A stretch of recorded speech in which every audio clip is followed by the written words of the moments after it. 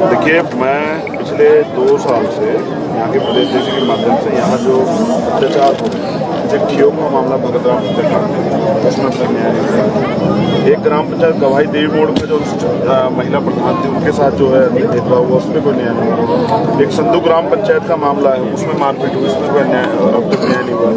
फिर परशुराम जी का मामला है, वो एक अन्याय हुआ। उसके अलावा ये जो वर्तमान में आज ये जो सिरमौर का जो गिरपाट क्षेत्र है उसको हाटी जनजाति जिस तरह से 40% आबादी शेड्यूल कास्ट की वहाँ है, उनसे कोई बातचीत नहीं होती है और ये प्रयास किया जाता है कि लंबे समय से यहाँ छुआछूत की घटनाएं बढ़ रही हैं, यहाँ एट्रोसिटी घटनाएं बढ़ रही। कार्रवाई के नाम पे जो लोग कार्रवाई चाहते हैं उनकी हत्या कर दी जाती है और फिर ये इतना बड़ा षड्यंत्र करके झूठे साक्ष्य प्रस्तुत करके एक इतने बड़े वर्ग को अधिकारों से वंचित आरक्षण की जो व्यवस्था है पंचायती से लेकर विधान का तक जो है लोकसभा तक, उसके अलावा एट्रोसिटी एक्ट जो लागू नहीं होगा जनजातीय क्षेत्र में, ये एक षड्यंत्र है कि वो अपराधियों को जो लोग अन्याय अत्याचार कर उनको खुली छूट दे लाइसेंस दे रहे हैं आरोप अन्याय करने का कमजोर वर्ग के लोगों को। ये हम लोग नहीं सहेंगे। हमारी मांग है कि जब 2017 तक रजिस्ट्रार साहब ने इस बार रिपोर्ट को खारिज किया, अगले पिछले 5 सालों में क्या परिवर्तन हुआ? हम पे तो रिपोर्ट कार्ड है कि 122 से ज़्यादा मामले दर्ज हुए, 106 मामले तो बिल्कुल उसी क्षेत्र के हैं, कोई कार्रवाई नहीं होती है, कोई सुनवाई नहीं होती है। कुछ मामले भीमार्मी के लोगों ने उठाए हैं, एक श्यामलाल भूमि का मामला है। अभी तक सरकारों ने वंचित वर्ग के लिए क्या जो है पिछले 5 साल में बजट की योजना बनाई है, कितनी जमीन दी, कितने रोजगार दिए, कितनी नौकरी दी, सरकार साझा करे। अब मुख्यमंत्री इसी प्रदेश के मुख्यमंत्री यहाँ की जनता की सुनवाई भी नहीं करते, उनसे मिलना भी नहीं चाहते। तो वो किन के मुख्यमंत्री? वो पंजाब के मुख्यमंत्री नहीं है, तो हिमाचल के मुख्यमंत्री। आज ये लोग बड़े पैमाने पर इकट्ठा हुए हैं, ये लगातार समय मांग रहे हैं। तो मुख्यमंत्री अगर 40% आबादी को नकार के इग्नोर करके और जबरन कोई कानून जो है लागू करना चाहते हैं तो कानून लोग लागू नहीं। क्या आपको लगता है कि इसके पीछे जो चुनावी राजनीति करीब 3 लाख की आबादी वहाँ पर है,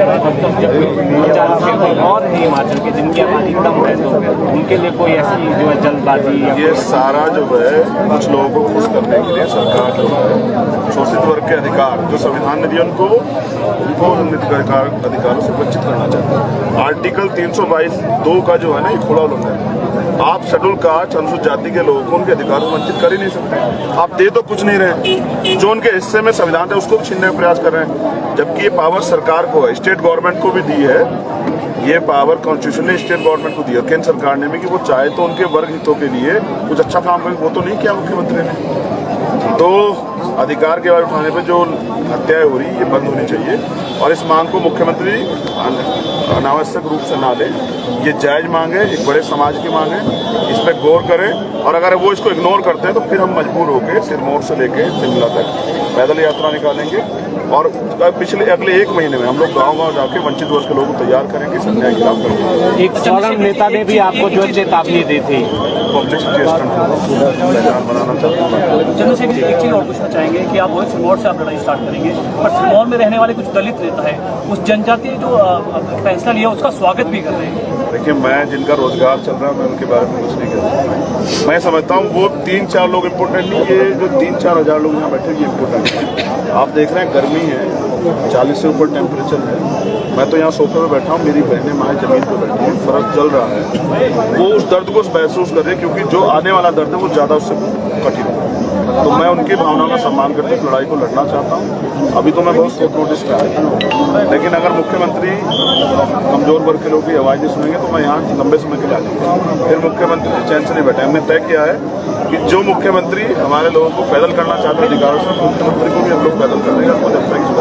ये लड़ाई कितनी मुश्किल होने वाली थी क्योंकि आपकी शव यात्रा भी राजधानी शिमला से निकाली गई, सरकार उसकी छूट जो है सरकार ही देती है। यही सरकार जो बाबा साहब को आजकल पूजने का नाटक करती है, ये श्रद्धांजलि शव यात्रा भी निकालती है। इस सरकार की कतनी करनी हम लोग देख चुके हैं।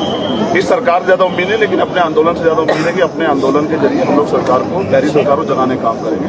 अगर नहीं सुनवाई होगी, रास्ता कठिन सरकार के लिए होने वाला, हमारे लिए तो रास्ते कठिन लंबे समय से ही है।